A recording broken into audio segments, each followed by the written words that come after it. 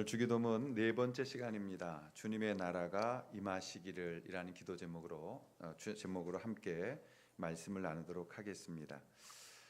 예수님의 제자들이 예수님의 기도하는 모습도 그리고 또 다른 공동체가 기도하는 걸 보면서 예수님께 나와서 이렇게 부탁을 드렸습니다. 예수님, 우리도 기도 제목을 주십시오. 우리도 기도할 수 있도록 기도문을 좀 주십시오라고 요청하게 됩니다. 그래서 예수님께서 그럼 이렇게 기도하라라고 가르쳐 주신 것이 바로 주님의 기도문이라고 불리우는 주기도문인데, 더 정확하게 말하면 예수님의 기도 내용이 아닌 우리에게 주셨던, 교회에게 주셨던 기도문이라고 말할 수가 있습니다. 근데 이 기도문은 두 개의 문단으로 나뉘어져 있습니다. 하나는 하나님을 향한 먼저의 기도, 또 두 번째 문단은 사람들, 공동체를 향한 기도문. 그래서 이 기도문으로 기도할 때 우리가 처음에 조심스러운 것은 개인의 기도문이 아니다. 개인이 이것 달라 저것 달라 기도문이 아니라 먼저 하나님의 나라와 그의 의를 위한 기도요, 두 번째 교회 공동체에 필요한 기도문이었다. 개인적인 기도문은 나중에 6장 가면 나옵니다. 찾으라, 구하라, 두드리라, 그리하면 가장 좋은 성령을 너에게 주실 것이다. 여러분, 이걸 가지고 기도하시는데 오늘 우리가 주님의 가르치신 기도문을 바라보면서 오늘 네 번째 시간에 말씀을 나누려고 합니다. 주님이 첫 번째 기도는 이렇게 하셨어요. 하늘에 계신 우리 아버지. 그것은 하나님의 존귀하신 위치와 공동체로 존재하시는 하나님을 향한 기도문의 시작이었습니다. 그리고 두 번째, 이름이 거룩히 여김을 받으십시오 라는 것은 그분이 세상과 구별되어지는, 다른 신이라고 불리우는 우상들과 구별되어지는 그분의 거룩한 거룩성을 향한 기도하는 자들의 거룩성을 가르치셨고, 또 오늘 이제 배우게 되어지는 나라에 임하시오며라는 것은 하나님을 향한 기도에 하나님의 나라에 대한 기대와 열망을 가르치고 있다라는 것입니다. 여러분, 예수님께서 이 땅에 오신 가장 큰 목적은 하나님의 나라, 즉 천국, 천당이라고 불리우는 그것을 전파하고, 사람들이 하나님을 믿고 예수 그리스도를 믿고 천국 갈 수 있도록 복음을 전파하고 그것을 가르치시고 치유하셨던 예수님의 삼중적 사역이 가장 중요했던 것입니다. 그래서 마태복음 8장 1절에 보면 그 후에 예수께서 각 성과 마을에 두루 다니시며 하나님의 나라를 선포하시며 그 복음을 전파하실세라고 되어져 있습니다. 예수께서 이 땅에 오신 것은 하나님의 나라, 하나님의 그 천국을 우리 가운데 전파하시고 그곳에 들어갈 수 있도록 만들어 주셨다라는 것입니다. 여러분, 이런 고민을 한번 해보셨어요? 나라에 임하시오며, 이게 도대체 무엇을 말하는 기도문일까? 우리가 고민하지 않고 그냥 암송 요절로 했기 때문에 기도하고 있는데, 오늘 우리가 좀 이 부분에 대해서 고민할 필요가 있습니다. 그리스도인들은 고민하는 사람들이다. 뭐 하는 사람들이라고요? 고민하는 사람들이다. 왜요? 무거운 머리를 들고 다니니까. 이 머리 무게만 10kg가 넘는다 그래요. 이 무거운 머리 들고 올 땐 생각하셔야 돼요. 항상 우리가 너무 생각을 안 해, 그리스도인들이. 그리고 그냥 시키는 대로만 하려고 하는, 좋은 그리스도인 되려면 고민하시고 또 정말 기도하시면서 머리를 쓰셔야 됩니다. 머리를. 오늘 예수님께서 하나님의 나라를 위해서 기도하라고 하는 것은 무슨 뜻일까? 고민을 하게 됩니다. 우리가 하나님의 나라에 들어가게 해달라고 기도하라는 것일까? 아니, 그렇지는 않을 거예요. 왜냐하면 이미 우리는 구원받은 자들에게 주시는 기도문이라는 것을 알고 있기 때문에 그렇습니다. 많은 성경학자들도 이 본문을 가지고 씨름을 많이 했습니다. 그리고 많은 관심과 논쟁을 했습니다. 그리고 그분들이 공통적으로 동의한 두 가지가 있는데, 첫째, 하나님의 나라라는 개념은 하나님의 통치의 개념을 가지고 있다. 두 번째, 하나님의 나라는 현재와 과거와 미래적 성격을 동시에 가지고 있는 것이다. 하나님의 나라, 이게 참 막연하잖아요. 어떤 분은 그 천문학자 한 분은 어느 유튜브에 떠 있는 걸 제가 보게 됐는데, 멀리 있는 곳에 행성이 하나 있었는데 이 만안경, 아주 고도의 만안경으로 보니까 거기에 이 성같이 되어 있더라. 그래서 거기가 하나님의 나라일 거다, 이런 분도 있어요. 모르겠어요, 솔직히 안 가봐서. 그러나 중요한 것은 어쨌든 하나님의 나라라는 정의를 우리가 가질 필요가 있다라는 것입니다. 오늘 예수께서 하나님의 나라가 우리 가운데 임하시기를 기도해 달라는 그 뜻을 의미를 바로 할 때 우리가 바른 기도를 할 수 있지 않겠는가? 그렇다면 오늘 우리는 이 하나님의 나라를 위하여 그 나라가 우리 가운데 임하기를 기도하라고 말씀하신 그 예수님의 말씀에 명령에 그 기도하라는 뜻을 우리는 찾아야 된다라는 것입니다. 다 이해할 수 없어도 성경 안에 그분이 남겨놓으신 의미들을 우리가 충분히 보게 되면 하나님의 나라가 우리 가운데 임하기를 기도하라고 하신 그분의 뜻을 우리는 조금이나마 찾게 되어질 수 있다는 것입니다. 예수님은 하나님의 나라를 위해서 기도하라고 하신 그 의미, 뜻은 무엇일까요? 첫 번째, 그것은 하나님 나라의 성숙한 국민이 되는 기도를 가르치셨다는 것입니다. 하나님 나라의 성숙한 국민, 하늘나라의 백성다움이 되도록 기도를 가르치셨다. 나라가 임하시오며 라고 말씀합니다. 나라가 임하게 해달라고. 여러분, 종교개혁이 일어났던 500년 전에 로마 캐톨릭은 하나님의 나라를 어떻게 이해하고 있었느냐? 지금 우리가 생각하는 이 하나님의 나라하고는 아주 다르게 이해하고 있었습니다. 그들은 하나님의 나라를 교회로 옮겨놨다고 생각하고 교회에 있는 그 제도가 하나님의 나라의 제도라고 생각하고 있었어요. 그래서 하나님의 나라라고 생각할 때 그 하나님의 나라는 교회와 동일한 것이다. 그러므로 교회는 하나님의 나라를 예표하며 하나님의 나라의 모든 연속선상에 있다라고 만들어버린 것입니다.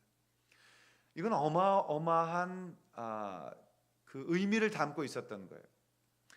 기독교가 핍박받을 때 하나님의 나라는 제도나 건물로 생각하지 않았어요. 적어도 AD 313년까지는 교회는 핍박 속에 숨어서 예배하고 예수님을 전파하고 사랑하는 사람들의 모임이라고 생각했지, 하나님의 나라가 건물이거나 하나님의 나라가 제도이거나 하나님의 나라가 어떠한 교황권으로부터 시작되어지는 그러한 권력으로 보여진 적은 없었다, 이 말이. 그러니까 로마 교회가 가지고 있던 하나님의 나라는 쉽게 말하면 교회로 그대로 이어 내려와서 교회가 하나님의 나라와 동일한 것으로 이해했던 것입니다. 우리는 거기에 동의하지 않게 되어지고 종교 개혁자들은 이것으로부터 벗어나서 하나님의 나라는 타락하거나 부패하지 않는 영적인 개념으로 이해하게 되어진 것입니다. 그러나 또 하나님의 나라를 너무 영적으로만 이해하게 되어지면 그것은 또 문제가 있습니다. 그래서 저 어렸을 때 천국이라는 개념을 어떻게 배웠냐면, 천국 가면 이런 고스트 같은 영혼이 막 떠다니는 것으로만 이해를 했어요. 그 상상을 해보십시오. 죽었어요. 우리 영혼이 떠다녀요.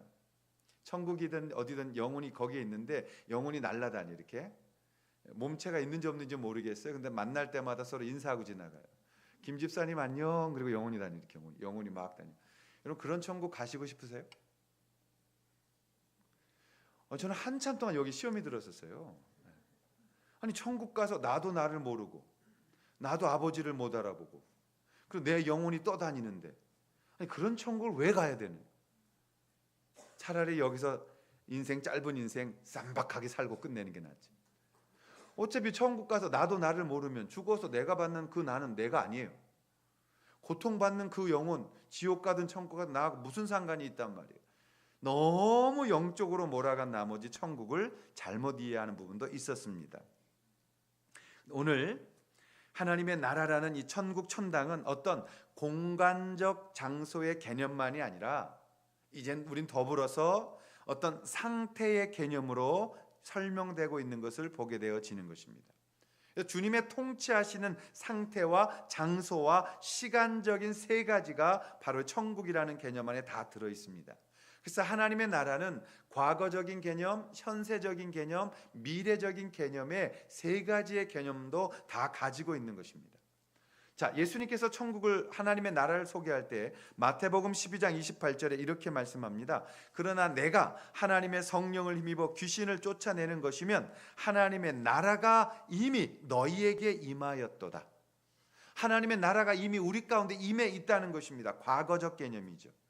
여러분, 예수님이 이 땅에 오시는 순간 천국과 지옥의 심판은 이루어진 겁니다. 그래서 예수님 믿지 않는 사람들은 지옥이요, 예수님 믿는 사람은 천국에 가게 되어지는 것이죠. 우리가 이 부분에서도 많은 혼란이 가져오고 그냥 대충 믿고 있으니까 넘어가는 부분이 많지만 고민을 해보셔야 돼요. 여러분, 지금 여러분이 죽으셨어요. 여러분 죽는 게 기분 나쁘시면 옆 사람 죽었다고 치세요. 그냥 옆 사람 죽었어요. 그것도 싫으면 저를 죽이세요. 그냥. 자, 제가 죽었다고 치겠습니다. 제가 죽으면 어디 가겠습니까? 그런 것도 의심하세요? 아니면 시기하시는 거예요? 내가 볼 땐 우리 교회에서 믿음 내가 제일 좋은 것 같은데, 내가 천국 못 가면 누가 가겠다고 좀 이러시는 거예요. 자, 제가 죽었습니다. 어디 갑니까? 기분 나쁘셔도 대답은 하세요. 그래야 진도가 나갈 수 있어요. 천국 갔습니다. 그럼 몸은 어디로 갑니까? 지옥? 땅으로 가죠. 땅으로. 왜요? 화장을 해서 납골을 하던 아니면 매장을 하던 어쨌든 우리의 몸은 땅으로 돌아갈 것 아니에요. 자, 거꾸로 안 믿는 사람이 죽었습니다. 어디 갑니까? 지옥 갑니다. 그 몸은 또 어디로 갑니까? 땅으로 갑니다. 확실하십니까? 근데 우리가 또 마지막 심판이 있다 그래요. 그래서 그 심판 때 다 불러 모아서 다시 한번 마지막 최후의 심판, 백보자 심판이라는 걸 한다고 합니다. 그러면 이미 나는 천국 가 있는데 다시 심판을 받아야 할까요? 여기서부터가 이제 혼란이 왔던 거죠. 우리의 심판은 그날은 모든 잠자던 자들까지도 다 일어나 주님 앞에 선다 그랬어요. 이미 우리의 영혼이 천국 가 있어도 지옥 가 있어도 다 다시 일어나서 백보자 앞에서 마지막 아무것도 변명할 수 없는 마지막 심판이 있다는 것이죠. 그렇다면 그 개념을 우리가 좀 잘 생각해 보시면 예수님이 이 땅에 오시는 순간 이미 천국 가신 분도 있고 지옥 간 분들도 계실 거라고요. 그렇기 때문에 천국이라는 개념은 과거적인 개념을 우리 가운데 안고 있는 것입니다. 하나님의 나라의 임재가 이미 우리 가운데 이루어졌다라는 것을 과거적 개념으로 설명한 것입니다. 동시에 천국은 현재적 개념도 가지고 있다고 주님이 이야기하십니다. 누가복음 17장 20절을 보시면 누가복음 17장 20절에 바리새인들이 하나님 나라가 어느 때에 임하나이까 묻거늘 예수께서 대답하여 이르시되 하나님의 나라는 볼 수 있게 임하는 것이 아니요 또 여기 있다 저기 있다 못하리니 하나님의 나라는 너희 안에 있느니라 이렇게 말씀하세요. 하나님의 나라가 우리 안에 있다는 것. 우리 안에 인사이드라는 말이 아니라 우리 안에 어몽이라는 거죠. 우리 중에 우리 가운데 있다는 것입니다. 그러니까 천국은 지금 우리가 맛볼 수 있고 우리가 우리 가운데 거하시는 주님을 볼 수도 있다라는 뜻입니다. 볼 수 있다는 말은 체험할 수 있다라는 뜻이에요. 우리가 꼭 눈으로만 봐야 보는 것은 아닙니다. 우리는 눈에 안 보여도 볼 수 있는 것을 보는 사람들이기 때문에 우리가 천국이 현재적 개념이라는 것은 개인의 삶 속에서 동시에 공동체 속에 임하고 계시는 주님을 볼 수 있다는 거예요. 그래서 우리가 살아가면서 천국을 맛볼 수도 있고 또 우리 공동체 안에서도 천국을 맛볼 수가 있는 것입니다.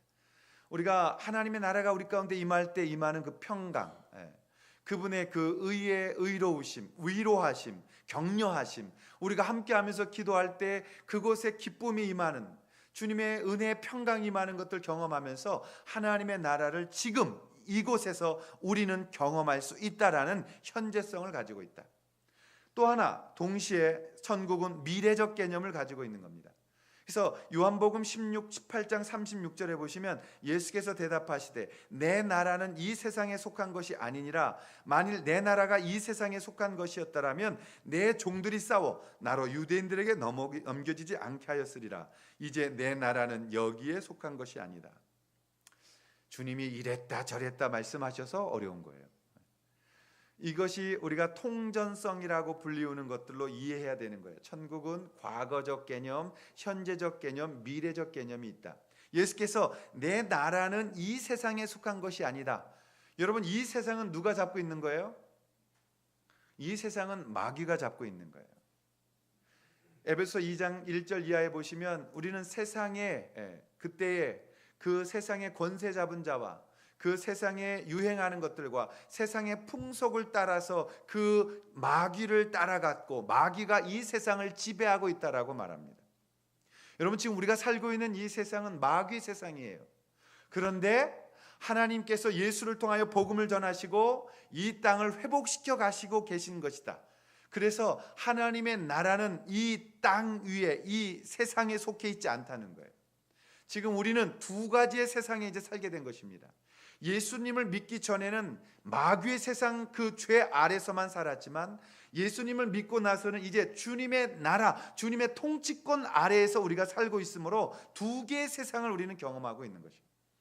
이 말이 무슨 말인지 우리는 잠시 후면 또 기억을 하게 될 수 있습니다. 여러분, 오늘 주님께서 하나님 나라에 대해서 설명하실 때 국민과 영토와 주권이 있어야 되는 이 나라의 조건 중에 주권이라는 주님의 임재하시는 통치의 개념을 우리 가운데 말씀하고 있는 거예요.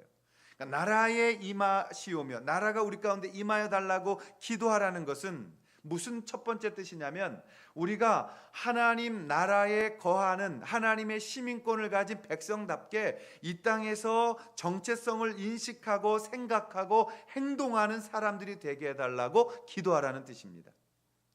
다시 한번, 하나님의 나라가 우리 가운데 임하게 해달라고 기도하는 것은 첫 번째, 주님 내가 하나님의 백성답게 이 땅에 살아갈 수 있게 해달라고 기도하라는 것입니다. 다른 사람이 나를 바라볼 때 저분은 하나님의 사람이야 라고 말해야 돼요. 아멘. 적어도 다른 사람들이 저분은 정직하고 저분이 말하면 옳은 것이야 라고 말하셔야 돼요. 아멘. 저는 가장 살아가면서 가장 좋은 찬사, 칭찬을 들었어요. 그게 뭐냐면 열심히 불교 다니시는 두 분이셨는데 이분들이 이제 교회에 대해서 알아가기 시작하셨어요. 그리고 제가 그분들하고 오랫동안 교제를 이제 해오면서 그분들이 뭐라고 그러시냐면 목사님이 옳다 그러면 옳은 거유, 이렇게. 목사님이 맞다 그러면 맞은 거유. 여러분, 이 말을 들을 때 그냥 됐어요. 저는 이제 죽어도 되겠더라고요. 주님, 이 말을 들었으면 됐어요. 제 인생 잘 산 거예요. 여러분, 다른 칭찬, 설교 잘한다, 여러분이 그런 칭찬 안 하셔도 돼요. 조 목사님 설교 너무 좋아요. 그런 말 안 하셔도 돼요. 왜냐하면 첫 번째 알고 있고요. 두 번째, 그 말이 저를 타락시켜요. 그냥 기도해 주세요. 그리고 여러분이 삶을 하나님의 자녀답게 변화되는 것으로 저에게 감사 표현하세요. 설교 너무 좋아요. 그 다음에 무슨 의미가 있는지 나중에 알게 됐어요. 설교 너무 좋았어요. 열심히 사세요. 나는 아니에요. 목사님 설교 너무 좋아요. 그렇게 사세요. 그러나 not me, 나는 아니에요. 그래서 여러분이 설교 좋았다고 말하기 이전에 여러분이 이렇게 사셔야 돼요. 여러분, 그래서 어딜 가든지 저분은 하나님의 아드님이십니다. 저분은 하나님의 따님이십니다. 이런 존귀함을 보일 수 있을 때 이 기도를 하고 있는 거예요. 주님, 주님의 나라가 내게 임하게 해주십시오. 그래서 내가 하나님의 백성답게 살아가게 해주십시오. 그래서 소금이며 빛이라는 사실을 세상 사람들이 나를 보며 알게 해주십시오 라고 말할 수 있어야 한다는 것입니다. 여러분, 백성, 그 나라의 국민을 보면 그 나라가 어떤 나라인지 알 수 있어요. 미국 뉴욕 맨하탄에서 25년 동안 레스토랑을 경험한 분이 이런 글을 쓴 적을 읽었습니다. 오랫동안 식당을 경험하다 보니까 각 나라 사람들이 와서 이제 음식을 드신대요. 그래서 맛있는 스프를 이렇게 좀 대접을 해놓으면 그 나라 사람들마다 반응이 다르다네요. 첫 번째, 독일 사람들은 스프를 딱 먹으면 웨이터를 부른대요. 웨이트리스를 불러가지고 뭐라 그러냐면, 와, 이거 진짜 맛있는데 뭘로 만들었냐고. 꼭 레시피를 물어보는 거야. 자기도 해보려고. 이거 뭘로 만들었는데 이렇게 맛있냐고. 그 다음에 프랑스 사람들 이렇게 스프를 맛있는 걸 딱 대접하면 딱 먹어보곤 오, 너무 맛있다고. 그래서 뭐라고 물어보냐면 그냥 조용히 그것을 이렇게 조금씩 음미해가면서 아주 즐겁게 이 음식을 음미하면서 누린답니다. 일본 사람들은 얼마나 또 이게 상냥해요. 그러니까 스프를 딱 이렇게 대접하면 쫙 먹어보고 맛있으면 그냥 뭐 인사 그렇게 스미마셍 살살살살 그러면서 그냥 고맙습니다, 맛있습니다, 고맙습니다, 감사합니다, 맛있습니다, 이걸 계속 한대요. 한국 분들은 맛있는 스프가 나오면 아무 말 없이 급하게 후루룩 쩝쩝 끝난답니다. 그게 그 나라 국민들의 특징이라는 거예요. 이게 좋든 나쁘든 문화라는 거예요. 그 좋은 거냐 나쁜 거냐는 우리가 판단할 문제지만 어쨌든 나라마다 그 나라의 국민들의 모습을 보면서 그 나라를 이해하게 되고 그 나라의 문화를 보게 되는 것입니다. 요즘 한국 TV 보면 외국 분들이 한국에 와서 하는 경험하는 많은 것들이 나와요. 저는 굉장히 잘하고 있다고 생각해요. 우리의 좋은 것들 많이 알려서 우리나라 국민들이 그걸 보면서 자부심을 갖고 좀 위로를 받고 지금 우리나라가 글로벌한 시대 속에 얼마나 앞서 있는 나라라는 걸 좀 알고 품위와 품격을 좀 지키면 어떻겠는가. 외국 여행 다녀도요, 나라마다 이게 참 달라요. 다녀보면 유럽 분들은 어쨌든 그래도 여유 있게 다니는 것 같이 보여요. 실상 멋있는 카페 같은 데 가서 차도 한 잔 마시는 여유도 갖고 또 이렇게 잘 누립니다. 관광을 하지 않고 체험하는 쪽으로 많이 이제 여행을 바꿔서 옷도 아주 멋있게 사진도 찍고 누려. 근데 좀 아직까지는 우리 한국 분들이 유럽 여행 많이 나가시는 모습 보면 첫째 특징이 있어요. 한국 분인 줄 첫 번째 알 수 있어요. 왜냐하면 이 북적 페이스라는 옷을 다 입고 다니세요. 그래서 어떤 분이 물었대요. 한국은 해외여행 나가면 단체복을 국가에서 주냐고. 레스토랑 가도 등산복, 어디 성에 들어가도 등산복. 그래서 제가 아는 분들한테는 꼭 부탁을 드려요. 나갈 때 그것 좀 입지 말라고. 나빠서가 아니라 좀 이해 안 되는 게 많다고. 이렇게 시내에 가서 막 이렇게 워싱턴 DC 같은 데 구경해도 전부 다 우리는 등산복을 입고 다니니까. 그래서 이런 것들이 문화일 수 있어요. 그걸 보면서 그 나라 국민에 대한 궁금증이 일어날 수 있단 말이에요. 오늘 주께서 우리 가운데 나라에 임하시오며라는 기도를 가르치시고 있는 것은 5장 16절에 있는 것처럼 이같이 너희의 빛이 비추어 사람들을 비추게 하고 너희가 착한 행실을 하는 소금이 되어 이 하나님의 나라를 영광스럽게 보이게 하는 나의 백성이다라고 기도하라는 것이에요. 여러분, 그게 하나님의 나라가 우리 가운데 임하는 것입니다. 여러분들이 주님의 이 놀라운 은혜 안에서 좀 이 말씀 붙들고 나아가실 수 있기를 바랍니다. 우리가 그리스도인들이 영혼을 사랑하지 않아요. 몸보다. 이렇게 가만히 보면 우리는 영혼보다 몸을 더 사랑하는 것 같아요. 몸을 위해서는 무엇을 먹을까? 무슨 옷을 입을까? 어디를 갈까? 그러나 여러분, 영혼을 위해서는 여러분들이 그런 것들을 게을리하는 것을 볼 수 있게 됩니다. 그냥 여러분들은 늘 묻어 다니려고 하는 것 같아요. 여러분은 늘 나를 변화시키려고 하는 이 기도는 안 하고 항상 상황 바꿔달라는 기도만을 목숨 걸고 하는 것 같아요. 주께서 약속을 하셨고 원칙을 주셨어요. 너희는 먼저 그의 나라와 그의 의를 구하라. 그리하면 이 모든 것을 너희에게 더하여 주실 것이다. 아멘. 그걸 믿으신다면 주님의 나라와 그의 의리에 목숨을 거는 기도가 있을 때 하나님이 나머지 것들은 채우시겠다는 거예요. 무엇을 먹을까? 무엇을 입을까? 무엇을 할까? 이런 것들 걱정하지 마라. 하늘에 계신 내 아버지께서 너희를 먹이시고 입히시고 기르시지 않겠느냐? 하물며 너희를 하나님 앞에 그렇게 해서 축복하게 하셨는데 왜 걱정하고 근심하고 두려워하고 떨고 늘 언제나 영혼을 위한 기도를 게을리하느냐는 것입니다. 사랑하신 여러분, 우리는 늘 주님 앞에 잘못 알기 때문에 잘못 기도하는 거예요. 마치 교회도 무슨 효염 있는 절 찾아가듯 능력 있는 무당 찾아가듯 어디를 가면 더 기도가 잘 되냐, 어디를 가면 더 효염이 이루어지냐, 어디를 가면 기도가 쌓여있냐, 뭐 이런 말들을 하세요. 제가 오늘 다시 한번 말씀을 드리겠습니다. 기도는 건물에 쌓여있지 않습니다. 환기시키면 다 날아간다고 생각하십시오. 왜냐? 여러분, 이 초대교회가 380년 이 교회가 로마의 국교가 되고 나서 첫 번째 일어난 일이 뭐냐면 예배당을 엄청나게 짓기 시작했어요. 근데 예배당을 지을 때 언제 이 돌을 깎아서 대리석을 만들고 그래? 시간이 없어요. 그래서 초대교회는 어디서 그 재료들을 다 공수해 왔냐면 아데미 여신상, 오늘날로 치면 무당집에 가서 기둥 빼다가 교회당 진 거예요. 그러면 거기에 성령이 많이 임하셨겠어요? 귀신이 임했겠어요? 상상해 보세요. 교회 예배당 지을 때 절에 가서 석가래 띄우고 무당집에 가서 기둥 뽑아다 졌는데 은혜가 되겠어요, 안 되겠어요? 여러분 대답을 못해요. 왜? 우리는 고려 때까지의 이 불교, 조선 때 유교, 성리학, 그리고 강가 밑에 내려오는 이 샤머니즘적 생각, 그 위에 예수 믿어서 여전히 계속해서 이런 샤머니즘적인 신앙생활하는 거예요. 그 어느 집 가면 뭐 죽다만 귀신이 있다.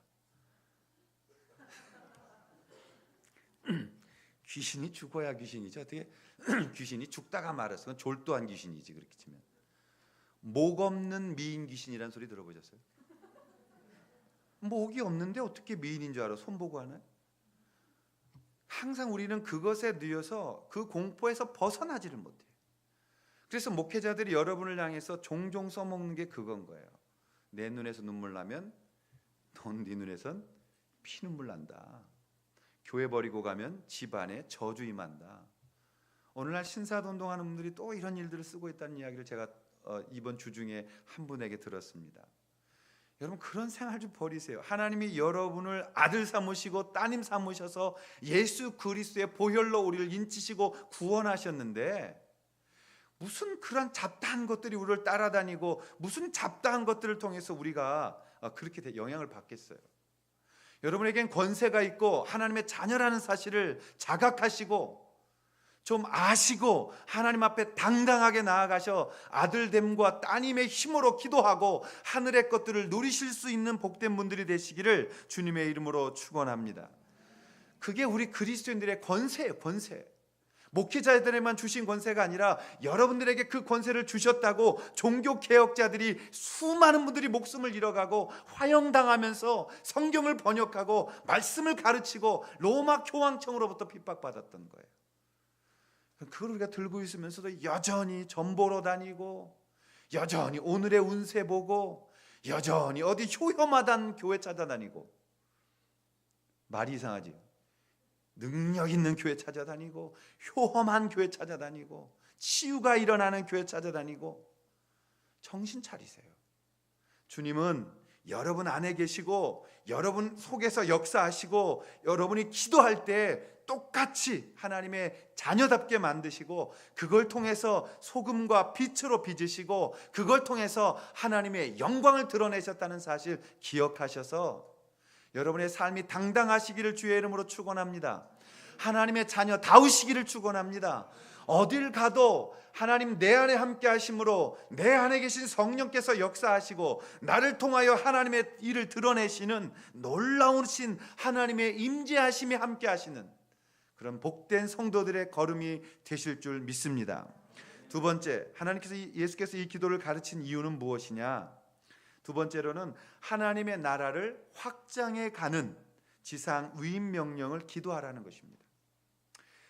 오늘 사도행전 1장 8절 말씀을 좀 고민해 보면 땅 끝까지 이르러 내 증인이 되라고 말씀하세요. 오직 성령이 너희에게 임하시면 너희가 권능을 받고 예루살렘과 온 유대와 사마리아와 땅 끝까지 이르러 내 증인 되라고 말씀하세요. 복음을 확장시키라는 것입니다. 마태복음에도 역시 28장 19절에 보면 그러므로 너희는 가서 모든 족속으로 제자를 삼아 아버지와 아들과 성령의 이름으로 침례 세례를 주고 내가 너희에게 분부한 모든 것을 가르쳐 지킬지어다. 볼지어다 세상 끝날까지 내가 너희와 항상 함께 하실 것이다. 가라는 것입니다. 어디로? 땅 끝까지 가라는 것입니다. 이 땅에는 2만 4천 개의 종족이 있습니다. 그 종족에 복음이 들어가면 예수님 오시겠다고 말씀하셨습니다. 그런데 여러분 놀랍게도 공식적으로 비공식적으로 이제 거의 다 들어갔습니다. 거의 다 복음이 들어갔습니다. 거의 다 주님의 나라가 확장되었습니다. 오늘 주님께서 우리에게 이 기도를 하라는 거예요. 하나님의 나라가 임하시오며 하나님의 나라가 임한다는 것은 그 나라를 붙든 우리가 예수님처럼 나아가서 세상에 복음을 전하는 사명자의 삶을 살라는 것입니다. 여러분 기도받으러 다니지 마시고 복음 전하십시오. 그게 더 큰 축복인 줄 믿습니다. 여러분 다니면서 여러분의 것들을 받으려고 하지 말고 주님 안에서 전파하고 능력으로 기도하고 하나님 앞에 권세를 붙들고 기도할 때 주님이 여러분을 사용하셔서 놀라운 일을 이루어 주시는 거예요. 여러분, 로마 캐톨릭이 가지고 있던 게 사제 그룹과 평신도 그룹이었어요. 레이라는 그룹이 없었어요. 적어도 400년 동안은 평신도라는 단어가 없었어요. 모든 사람이 사역자예요. 우리가 유기적인 역할이 다를 뿐이지 등급이 매겨지진 않았어요. 그러나 로마 캐톨릭이 되면서 성도들과 사제들과 등급을 매기기 시작하고, 누가 더 권세가 있고, 평신도들은 기도나 받고 평신도들은 칠성내나 받으면서 겨우겨우 천국 가는 사람으로 전락시켜버린 것입니다. 그것을 위해 목숨 걸고 개혁해낸 거예요. 그래서 루터를 비롯한 쯔빙글리와 켈빈과 블링거와 이 부처 같은 이런 유명한 조용교 개혁자들이 동일하게 합의한 것이 무엇이에요? 전신자 제사장설. 믿는 모든 사람들은 다 제사장이다 이거예요. 아멘. 여자도요? 예. 나 같은 인간도요? 예. 자, 옆에 분에게 당신은 제사장입니다. 한번 인사하시겠습니다. 시작.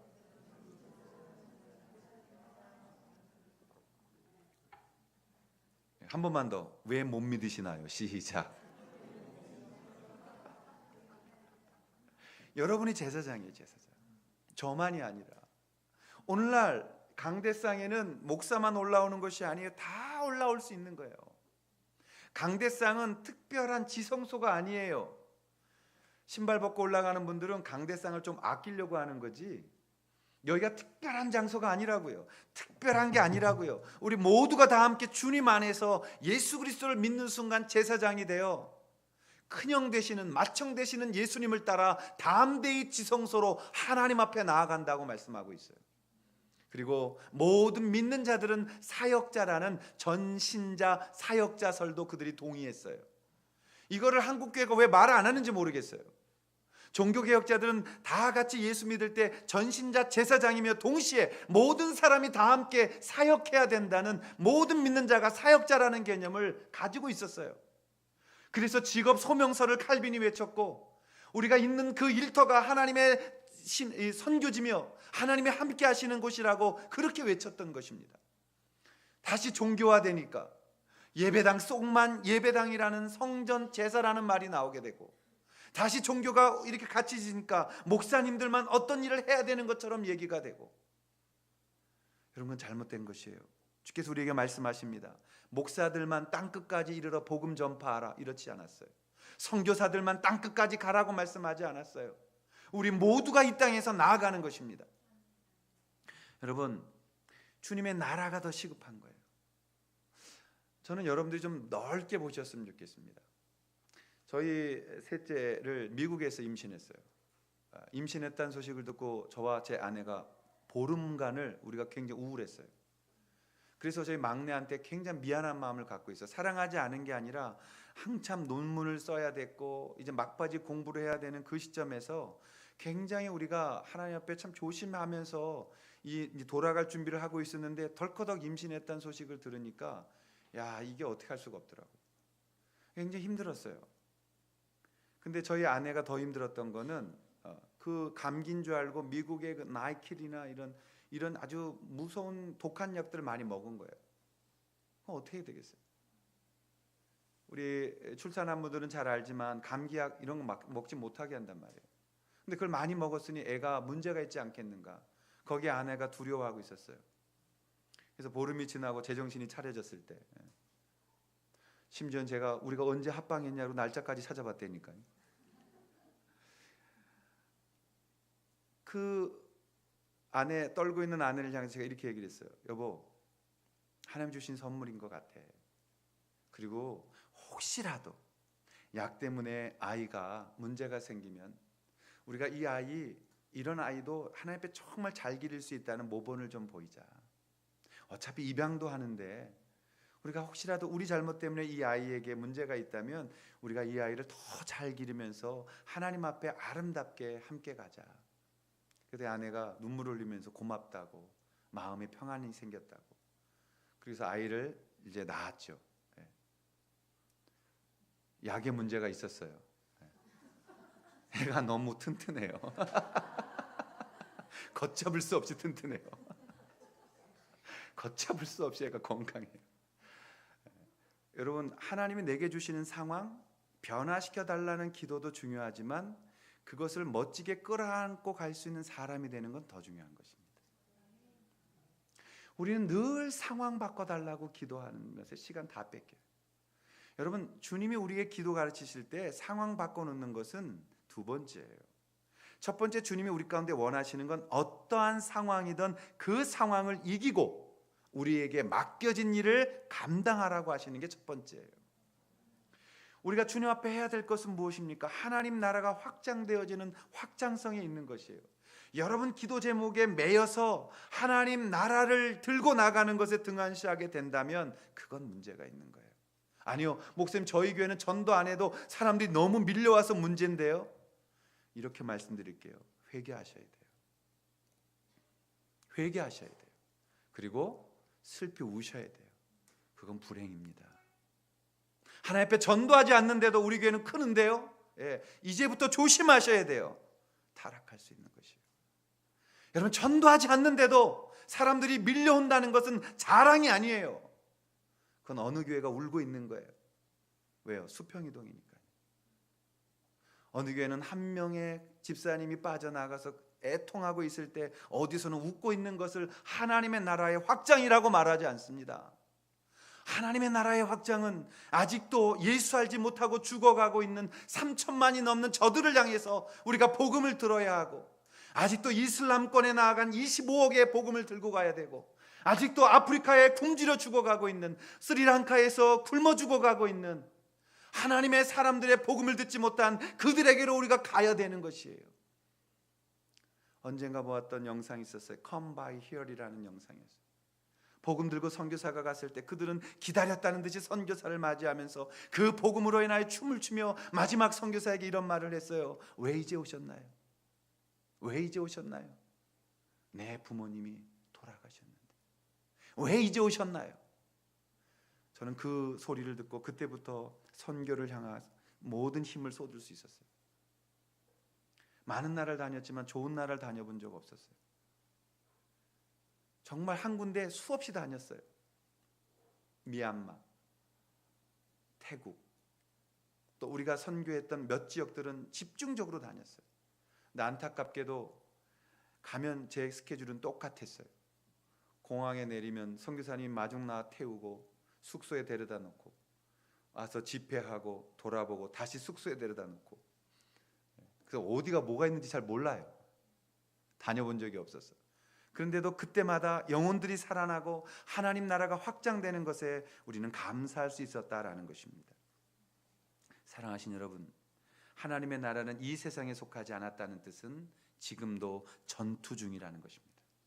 전쟁은 끝났습니다. 주께서 이기셨습니다. 그러나 아직도 점령해야 될 고지는 많고 아직도 구원해야 될 사람들은 너무 많아서 우리의 전투는 끝나지 않았다라고 말하는 것입니다. 하나님의 나라의 그 임하심이 우리로부터 시작해서 더 복음을 들어야 되는 모든 사람에게 흘러갈 수 있도록 우리가 이 일을 기도하라고 주님은 명령하셨던 것입니다. 우리를 통하여 우리의 작은 정성들이 힘을 다한 은혜들이 그곳에 나아가 스리랑카를 살리고 미얀마 땅을 다시 회복시키고 하나님 앞에 우크라이나 땅과 우리가 선교하고자 하는 모든 곳에 정말 이 하나님의 은혜의 물결이 흘러 넘쳐가는 날을 볼 수 있기를, 그리고 그것을 위해 우리가 이렇게 기도할 수 있기를 주님의 이름으로 소원합니다. 마지막 세 번째, 하나님의 나라가 임하기를 기도한다는 것은 무엇일까요? 그것은 하나님의 주권 아래에 있어야 한다고 가르치는 겁니다. 여러분, 하나님의 나라는 그분의 통치권에 영향을 끼치는 것이에요. 하나님의 나라는 하나님의 백성들과 하나님의 백성들이 일하는 곳에서 하나님의 임재하시고 역사하시는 바로 그곳이 하나님의 나라라는 것입니다. 다시 말하면 우리가 하나님의 통치권을 가지고 가서 밟는 땅이 하나님의 땅이에요. 좋은 땅이 있는 것이 아니라 좋은 사람이 밟는 땅이 좋은 땅이 되는 거예요. 여러분 기억하시나요? 아브라함과 롯과 땅 가지고 이렇게 분할할 때 롯은 좋은 땅 보고 소할 땅 찾아갔어요. 아브라함이 어떻게든 서 있었을 때, 기분 나빠 서 있었던, 삐져 서 있었던, 어쨌든 서 있었을 때 하나님께서 좋은 땅 찾아간 조카 롯을 보고 있는 아브라함에게 뭐라고 말씀하셨어요? 아브라함아, 실망하지 마. 왜요? 좋은 땅 제가 다 차지했는데. 근데 주님이 주신 말씀이 뭐예요? 너는 지금부터 동쪽, 서쪽, 남쪽, 북쪽 어디든지 가서 밟어. 그러면 어떻게 한다고요? 내가 그 땅을 복 줄 거야. 아멘. 여러분, 복 있는 땅이 따로 있는 게 아니라 복 받은 사람이 밟는 땅이 복된 땅이 되는 거예요. 아멘. 하나님의 좋은 땅이 따로 있는 게 아니라 하나님의 통치권이 임하시는 그 사람이 그 통치권을 가지고 가서 만나고 밟고 그리고 가서 교제하는 그곳이 하나님의 통치가 임하는 것입니다. 하나님의 영광이 임하는 사람들이 가서 끌어안는 자에게 평안이 임하는 것이에요. 하나님의 영광과 하나님의 존귀하심을 가진 자들이 가서 그 사람을 위로할 때 그곳에 주님의 위로가 임하는 것이에요. 그래서 하나님의 나라는 어디로부터 시작하냐면 회개로부터 시작하는 것입니다. 하나님의 나라는 나를 내려놓고 회개하는 마음의 가난함으로부터 시작하는 것이에요. 심령이 가난한 자는 복이 있나니 천국이 그들의 것이다. 마음이 가난한 자는 복되도다. 왜냐하면 천국이 너에게 임하기 때문에. 마음이 안 가난한 사람들은 종교 생활로 하는 거예요.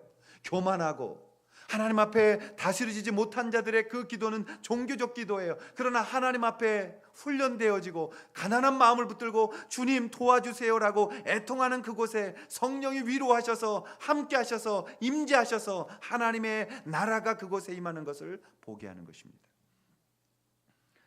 여러분, 내가 교회 안에 있어도 하나님의 통치권이 없으면 내가 천국 맛을 볼 수 없는 거예요. 여러분이 기도하고 있어도 하나님의 임재하심이 없을 때가 있어요. 이건 어디서 오는 거냐면 종교에서 오는 게 아니라 주님과의 관계에서 오는 것이기 때문에 그렇습니다. 우리가 그 주님을 부를 때, 그 주님을 맛볼 때, 그 마음의 가난해짐을 통해서 우리가 무엇을 합니까? 내 자신을 다스리는 왕권을 교체하는 것이에요. 우리가 예수 믿었지만 여전히 100% 하나님의 통치권 아래 있지 않다는 것을 우리가 인정해야 합니다. 아직도 여전히 우리 안에는 견관진이라는 게 있다고 그랬어요. 다른 말로는 슬러지라는 찌꺼기가 우리 가운데 있어서 그것으로 말미암아 모든 연약한 것들이 틈타 들어오는 거예요. 주님 말씀합니다. 그걸 물리쳐 이기라고. 그 견관성을 무너뜨리고 주께로 나오라고 말씀하십니다. 우리가 그것을 깨서 짜증내는 왕으로 내 나라를 다스렸다면 이제 평강의 왕으로 내 나라를 다스려가는 기도를 시작하셔야 됩니다. 매일 전투적이고 상처 입은 내가 내 나라를 다스렸다면 이젠 치유의 왕을 내 왕으로 모셔서 그분이 나를 다스리시도록 나를 만들어 가야 합니다. 그동안 우리가 서로를 이해하지 못하고 서로의 공격적이었고 서로의 미운 마음 가졌다면 화평케 하시는 그분이 내게 오셔서 그것을 몰아내시고 내 삶을 화평으로 붙들어 주시는 그 나라가 임재하심을 우리는 체험해야 된다는 것입니다. 여러분, 기도는 우리가 다스리는 훈련이라 그랬어요. 여러분, 달라스 윌라드는 이 기도에 대해서 정의하면서 우리는 종종 기도하는 것보다 걱정하는 것을 습관으로 삼는다. 걱정하는 대신 기도하는 것이 훨씬 유익한데도 말이다. 우리가 너무나 자연스럽게 무의식적으로 근심하고 염려하듯이 기도 역시 습관만 되면 아주 자연스럽게 무의식적으로 기도 안으로 들어가 머물 수 있다. 주님이 이 기도문을 가르치셨다면 우리가 이렇게 기도하면 우리는 성령님과 함께하는 시간들을 갖게 되어지는 것입니다. 여러분, 이 주님이 가르치신 기도문 붙들고 매일 기도하십시오. 이슬람은 하루에 5번 기도합니다. 아침부터 밤까지 유대인들은 3번 기도합니다. 우리 기독교인들은 얼마나 기도하나요? 그 기도도 주님이 가르치신 이 기도문은 모임 폐회용으로 쓰거나 우리가 이 기도문에 대한 의미를 너무 알지 못해서 이 나라와 의를 위하여 기도한다는 것을 이해하지 못하고 있는 것입니다. 여러분, 우리가 기도할 때 이 말씀 붙들고 기도하십시오. 주님, 저를 거룩한 자로 바꿔주셔서 아버지의 이름을 귀하게 여기는 자 되게 하시고 아버지의 이름을 부르는 자가 아버지의 이름을 욕되지 않는 자가 되게 하여 주시고 주님의 나라가 내게 임하여 주셔서 아버지 하나님, 내 삶 가운데 주님의 백성답게 만들어 주시고 내가 주님의 나라를 확장시키는 자가 되게 하시고 내가 그 주님의 영광 앞에서 그 주권 아래에 살아가는 자가 될 수 있도록 도와주십시오라고 우리는 계속해서 죄를 범하고 계속해서 중독되어진 것에 범죄할 수밖에 없습니다. 그때마다 선포하십시오. 이제 이 부분도 하나님의 나라야. 이 인격도 하나님의 것이야. 나는 하나님의 사람이야. 그러므로 예수의 이름으로 명하노니 나를 죄에 빠지게 만들고 나를 어렵게 만들고 나를 하나님 앞에서 힘들게 하는 모든 것들은 주님의 통치하시는 주권으로 인하여 물러갈지어다.